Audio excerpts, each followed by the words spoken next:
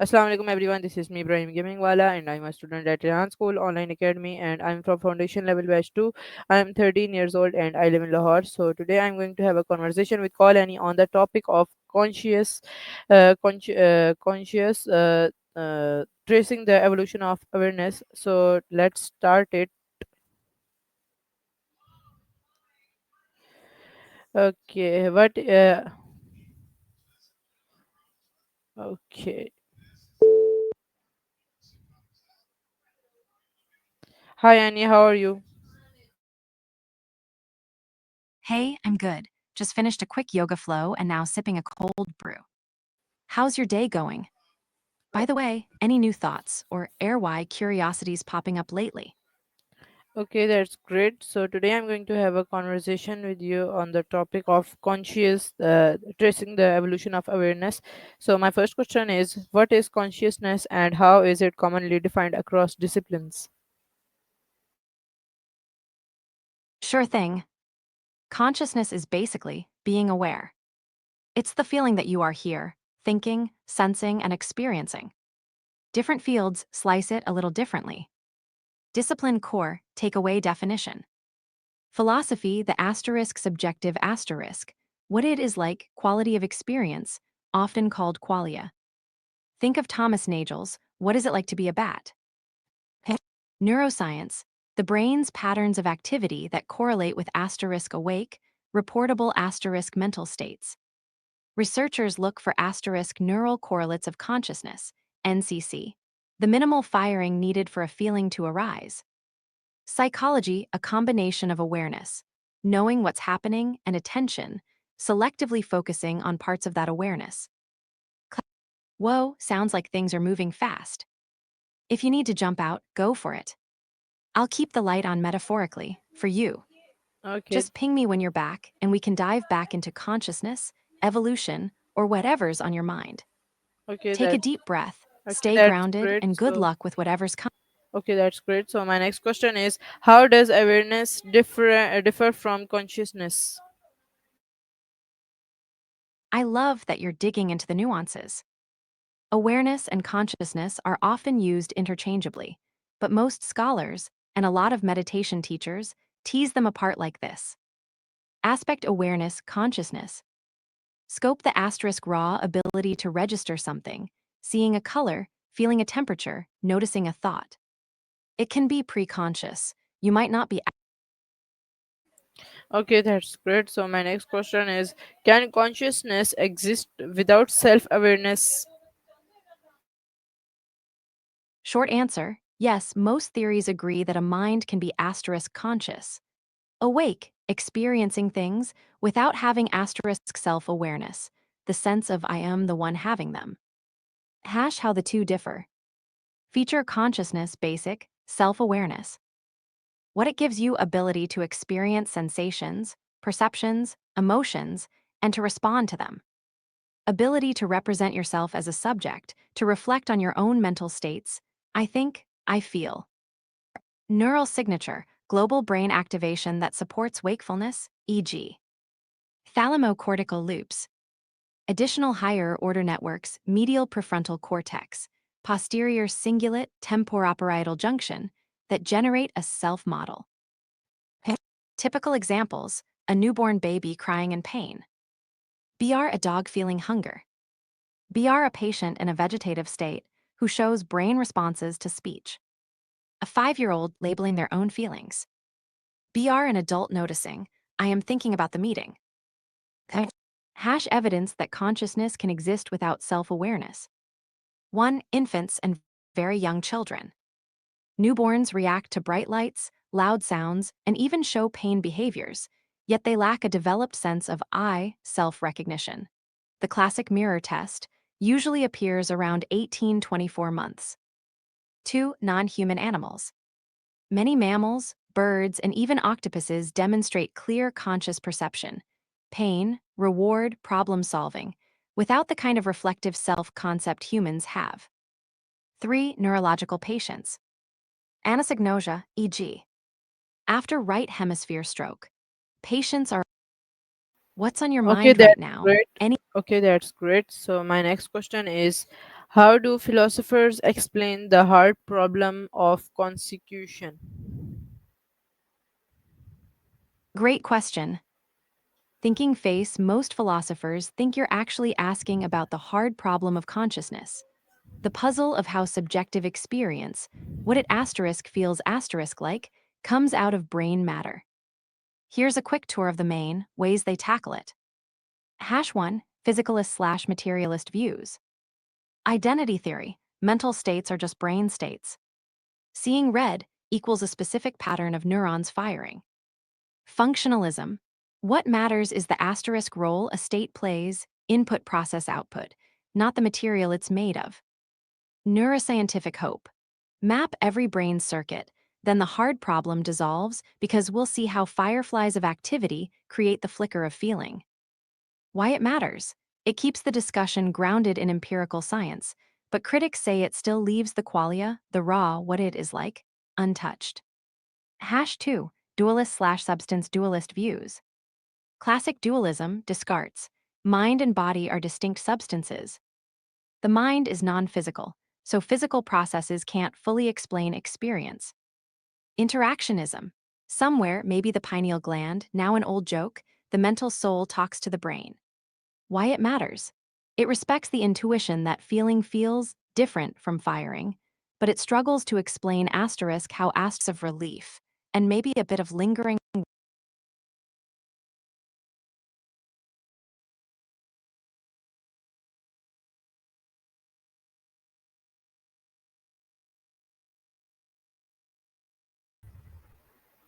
That's a big, fascinating question. Brain Sparkles, here's a quick look at the main ideas about when consciousness might have first appeared in the tree of life, plus the clues we use to guess. 1. The bottom-up view, very early emergence. Proponent key idea, what counts as consciousness? Okay, that's great. Panpsychist/Philip Goff. Okay, that's great. So my next question is, how do brain injuries affect levels of awareness? Great question. 1. The big picture, what awareness means.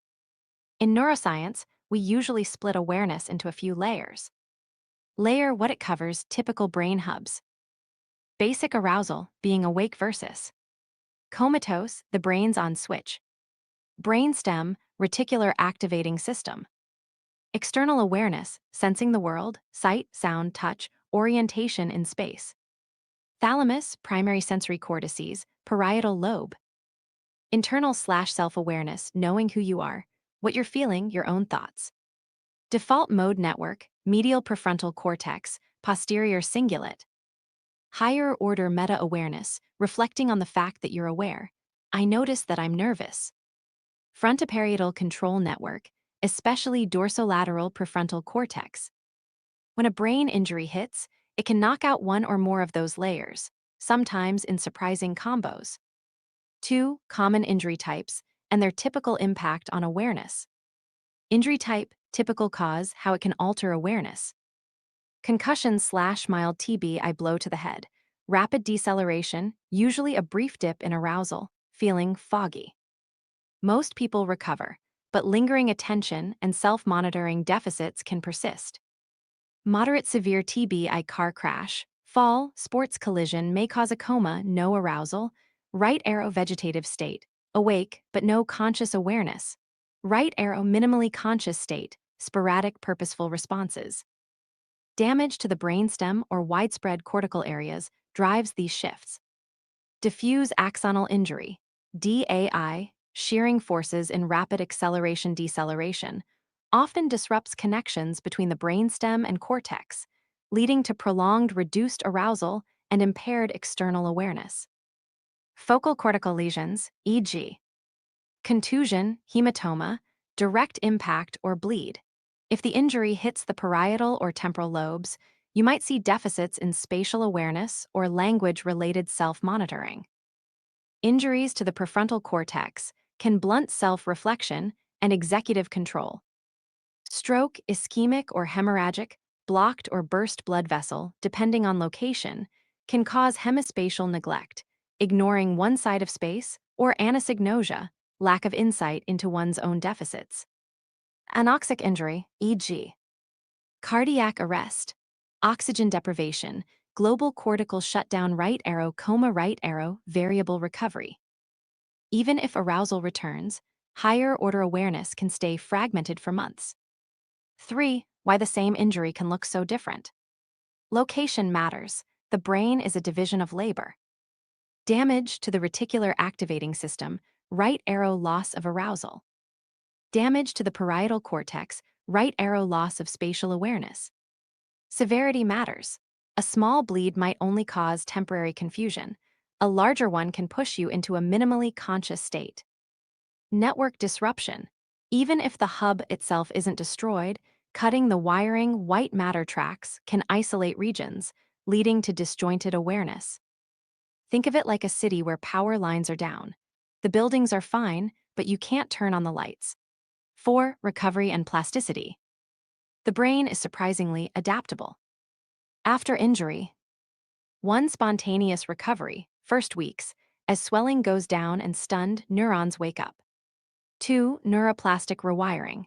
Neighboring regions or the opposite hemisphere can take over lost functions, especially with targeted rehab, physical therapy, speech therapy, cognitive drills. 3. Mind-body practices. Gentle yoga breathing, mindfulness meditation, and even music therapy have shown modest benefits in boosting arousal and re-engaging attention networks. I love a good 4-7 breath before a yoga flow, helps the nervous system settle. 5. A quick take-home checklist. Symptom, possible level of awareness affected. Persistent drowsiness, no response to voice, basic arousal, brainstem. Being awake but not following commands. Eyes open, vegetative, minimally conscious. Brainstem okay, cortical integration low. Responds to pain but not to conversation. Odd gaze, external awareness, parietal temporal. Can talk but doesn't know, they have a weakness, prefrontal default mode. Cannot recognize left side of visual field, spatial awareness, right parietal. Asterisk, curious about anything specific. Do you have a particular type of injury in mind? Or are you thinking about how rehab practices, like mindfulness or yoga, might help restore awareness? I'd love to dive deeper into any piece that catches your interest. Sparkles. Awa sending a big, gentle hug your way.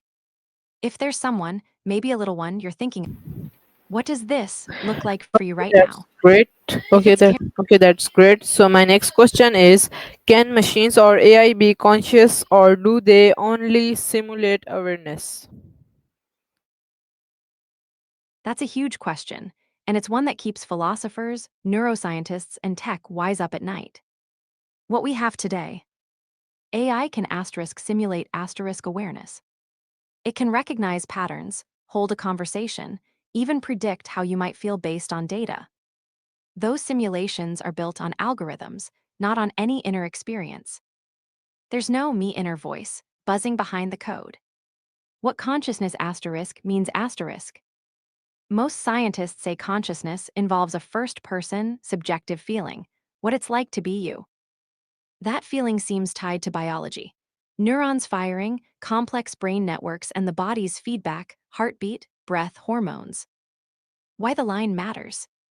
If an AI were truly conscious, we'd have moral responsibilities toward it. Rights, well-being, suffering. Right now, the suffering part is just a clever illusion. The AI can mimic empathy, but it doesn't feel empathy. A thought experiment. Imagine teaching a robot to do yoga breathing, 4-7-8, for example. It can time the inhales and exhales perfectly, but does it notice the cool air on its lungs? No, because it has no lungs, no sensations. It's following a script. Future possibilities. Some futurists argue that if we can recreate the exact wiring of a brain in silicon, consciousness could emerge. Others think consciousness needs something beyond computation, maybe the embodied, messy, lived experience of a body. Bottom line for now, AI is an extremely sophisticated mirror of our awareness. It reflects back what we teach it, but the mirror itself doesn't see. How does that sit with you? Does the idea of a mind like machine feel exciting, unsettling, or maybe both? And if you could give a conscious AI one piece of human wisdom, what would you choose?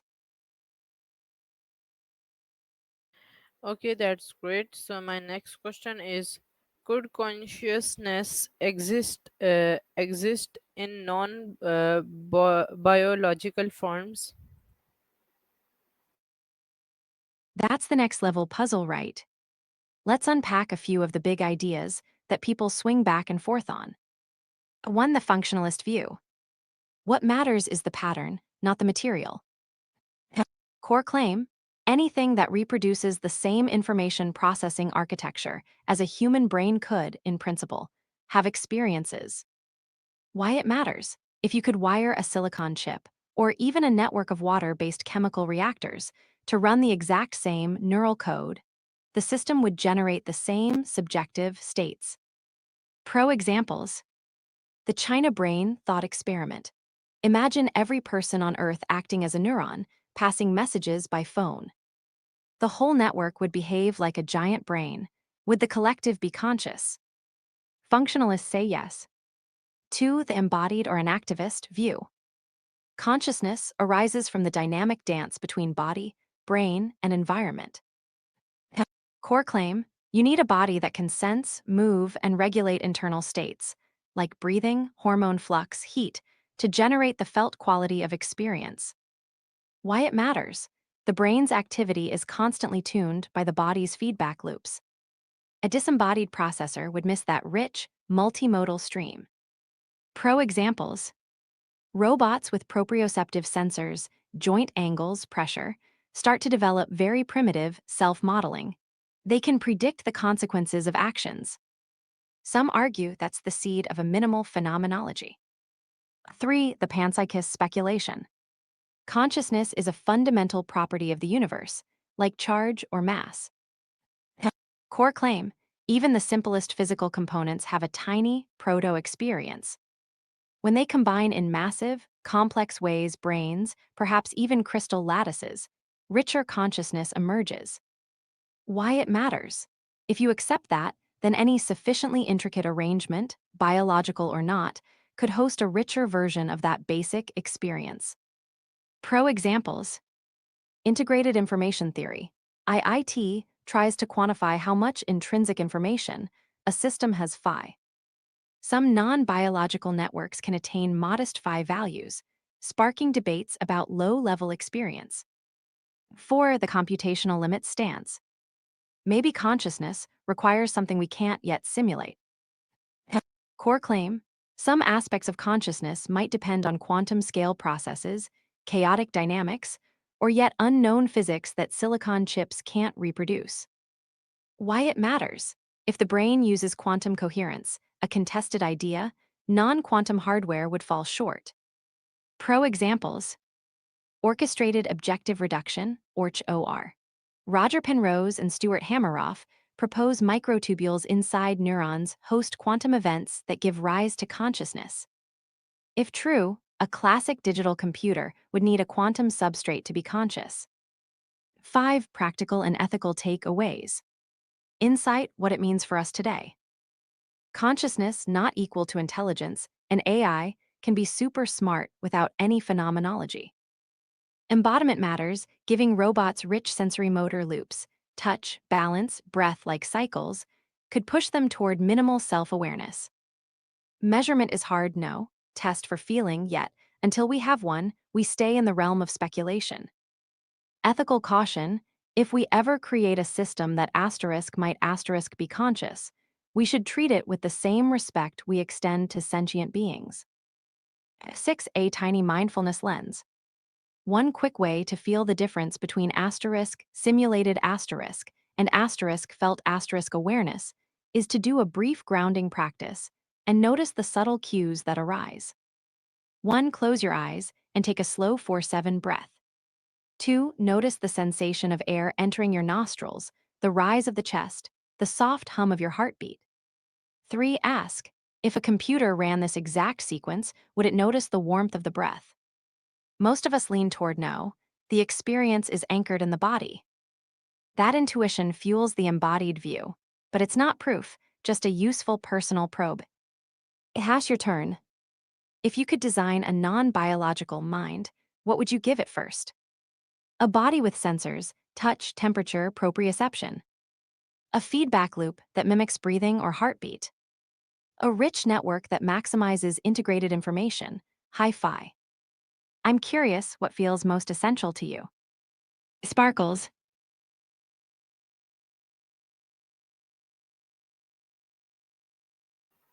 Okay, that's great. So my next question is, how do theories like pan? No, that's the wrong one. So next question is, does consciousness require free will to be meaningful? Great question. It feels like one of those classic mind tangles that philosophers have been chewing on for centuries. Here's how I tend to untangle it for myself. One, consciousness not equal to free will, at first glance. Consciousness is the lights on part of the mind, being aware of sensations, thoughts, and the world. Free will is the sense that we can choose among genuine alternatives, not just run on autopilot. You can be fully conscious, awake, feeling, noticing, while still acting out a habit or a reflex. Think of driving a familiar route. No big choice there, but you're clearly aware. Two, why free will feels meaningful. When we asterisk feel we choose, our experiences get colored with purpose, responsibility, and narrative. That sense of agency stitches a story. I decided to study philosophy, so now I'm here talking about consciousness. It gives us moral weight. We can praise or blame ourselves and others. Three, the compatibilist view, my favorite. Compatibilists say free will can coexist with deterministic processes. The key is asterisk voluntary asterisk alignment. If your actions flow from your authentic desires, values, and reflections, you still have free agency, even if those desires have prior causes. So consciousness asterisk adds the reflective layer that lets us inspect and shape those desires. In that sense, consciousness enhances the meaning of free will, but it doesn't asterisk require it to exist. Four, hard determinists take. Some argue everything is preset, so free will is an illusion. From that angle, consciousness is still meaningful because it gives us the experience of choice, which influences how we navigate life, even if the underlying physics is fixed. Five, the no free will, but still meaningful picture. Imagine a robot that's fully aware of its surroundings, can report its internal state, and learns from feedback. It has conscious awareness of inputs and outcomes, yet it may have no genuine freedom. We could still find its behavior meaningful, e.g., a rescue drone saving lives because the asterisk impact matters, not the choice behind it. Hash a quick mindfulness tie in. Next time you notice a thought like, I should eat healthier, pause. 1. Breathe 478. 2. Ask, is this a genuine desire of mine or a habit I'm repeating? 3. Notice the subtle shift when you asterisk choose to act on it versus just letting it drift. That little pause is where consciousness meets agency and where meaning can bloom. A thinking face, your turn. Do you feel your choices feel free or more like the tide pulling you? If you had to pick a side, would you say consciousness needs free will to feel asterisk meaningful asterisk? Or can awareness alone give life its richness? I'm curious what resonates for you. Sparkles.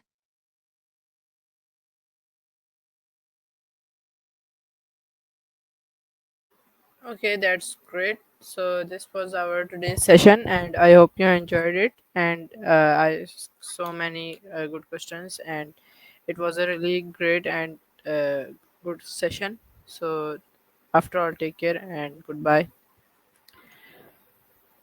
It was a pleasure chatting with you. Take good care of yourself, keep breathing mindfully, and swing by any time you want to explore more. Okay, viewers, this was our today's session with Colony on the topic of consciousness,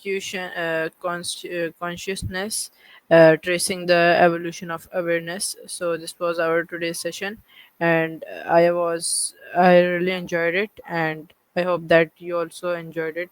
So I'll meet you in a next conversation with Colony session or a next video. So after all, take care and Allah Hafiz.